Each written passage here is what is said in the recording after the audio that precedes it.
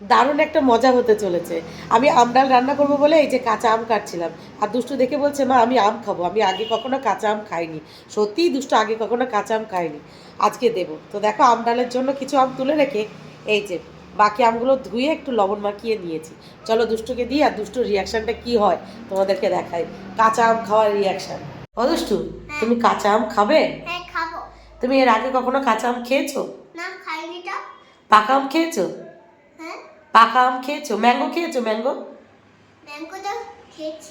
অনেক খেয়েছো, কিন্তু কাঁচা আম খাওনি। তার এই না, তোমার জন্য নিয়ে এসেছি, তুমি খেতে চাইছিলে, একটু খেয়ে দেখো তো কেমন খেতে।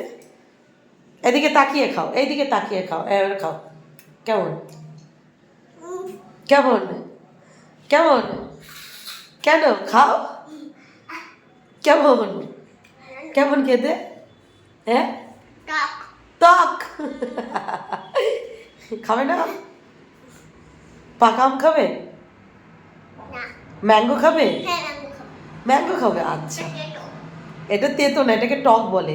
টক। তোমরা কেউ কি খাবে কাঁচা আম? খেলে চলে এসো।